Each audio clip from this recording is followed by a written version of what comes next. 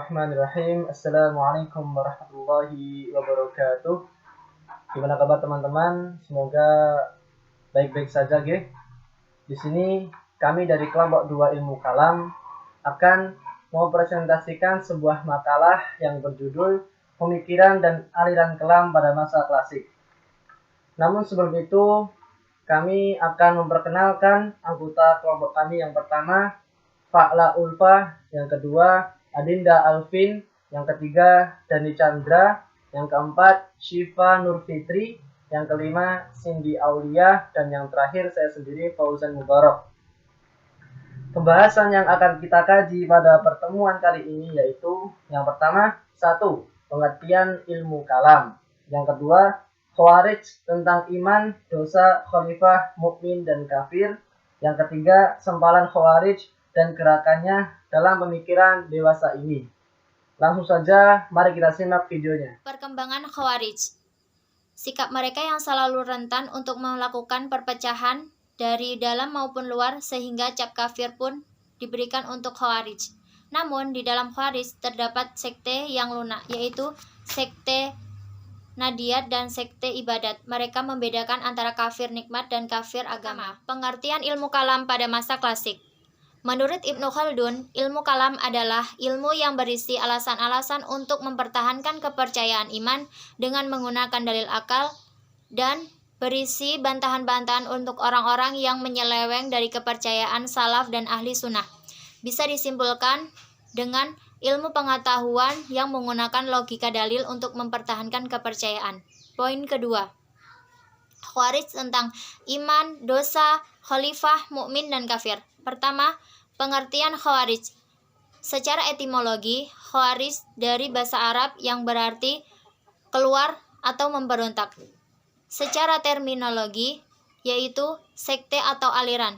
Sekte Ali yang keluar dari barisan perang Siffin yang terjadi pada tahun 37 Hijriah tentang kesepakatan arbitrase, yaitu tahkim, dan mereka menganggap sekte Ali lah yang paling benar.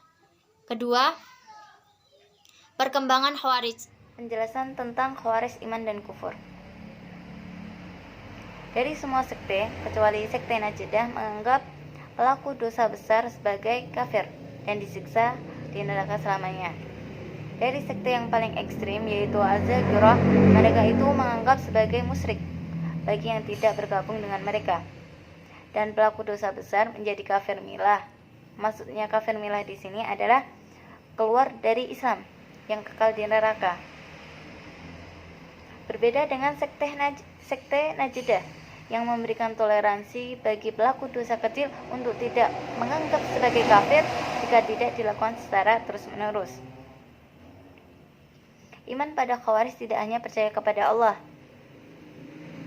dan menjalankan perintahnya, tapi juga melakukan dari semua gerakan dari masalah kekuasaan termasuk keimanan.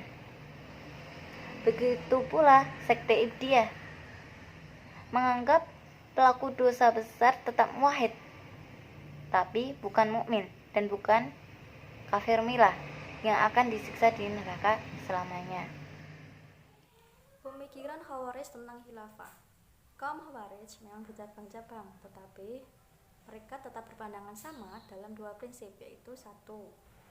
Khalifah hendaknya diserahkan secara mutlak kepada rakyat untuk memilih dan tidak ada keharusan dari kabilah atau keturunan tertentu. 2.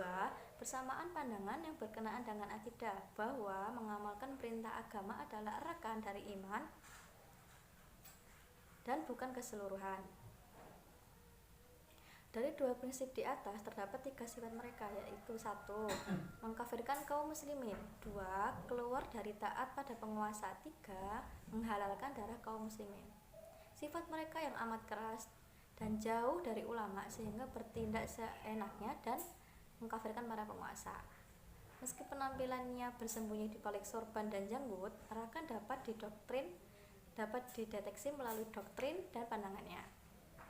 Karena pemerintah dan ulama yang tidak sepaham dengan mereka adalah sesat, maka mereka memilih imam dari golongan mereka sendiri. Itu nomor 4. Pelaku dosa besar menurut aliran Khawarij. Ciri yang menonjol dari aliran Khawarij adalah watak ekstremitas dalam memutuskan persoalan-persoalan kalam. Tak heran, orang aliran ini memiliki pandangan ekstrim pula tentang status pelaku dosa besar.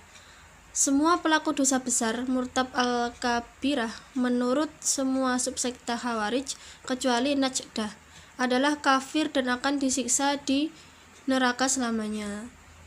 Orang yang berbuat dosa kategori pertama tidak dipandang kafir, sedangkan orang yang melaksanakan dosa kategori kedua dipandang kafir. Pada zaman klasik Islam itu ada erakan dan komunitas yang mana itu di dalam Islam.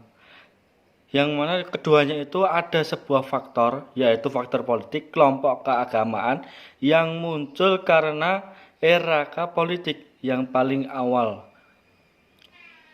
yaitu adalah Khawarij. Khawarij pada mulanya itu adalah kelompok atau pendukung Ali bin Thalib, yaitu khalifah keempat, tetapi kemudian memisahkan diri karena tidak sepakat dengan kebijakan khalifah menerima tahkim. Kaum Salafi adalah gerakan yang menyerukan pentingnya menghidupkan kembali tradisi salaf atau generasi awal, yaitu masa 400 tahun dari masa Nabi Muhammad. Tipe aliran sempalan. Seorang sosiolog Inggris, Brian Wilson, berusaha membuat tipologi yang tidak terlalu tergantung kepada konteks budaya Kristen Barat.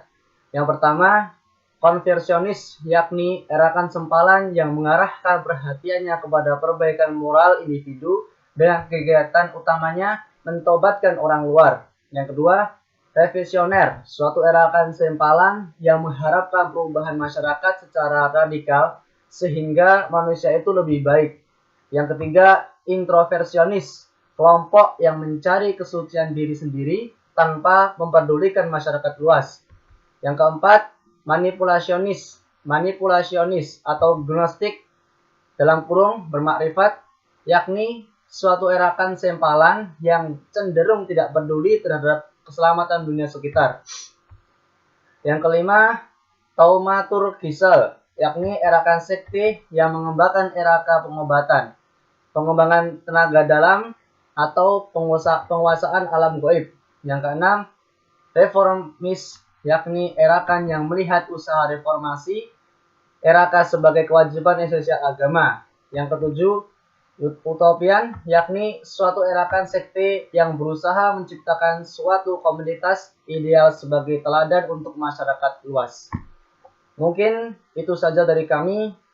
Apabila ada salahnya, itu datangnya dari kami sendiri, dan apabila ada benarnya, itu datangnya dari Allah Subhanahu wa taala.